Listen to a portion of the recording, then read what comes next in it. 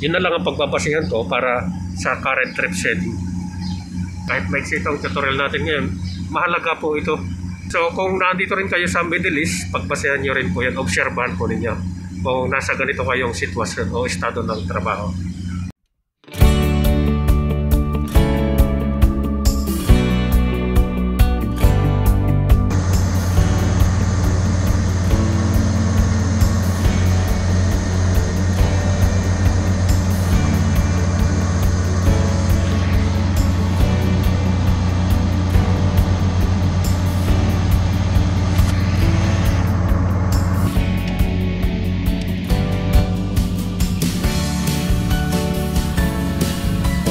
Full load current, almost 17 amperes. Okay. So ang actual draw current nito ay 15-16 amperes. Medyo malamig pa ngayon. Pagka tag-init, iwaabot ito ng 19 amperes.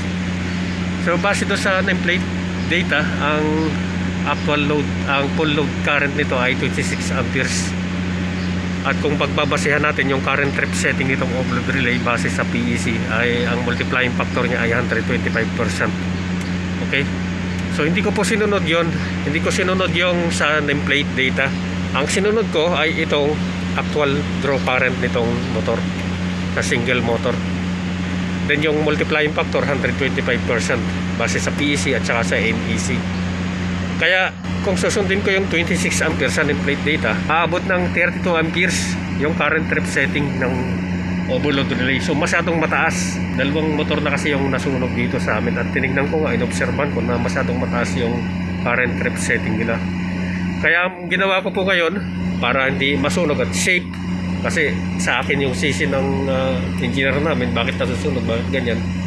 Ang pinagbasehan ko na ngayon yung actual current, yung actual draw current dito mismo sa motor natin, no? Kaya ang setting ko rito 15. Ginawa bali kasi pag tag-init, napakainit talaga rito. Umabot ito ng 19 amperes.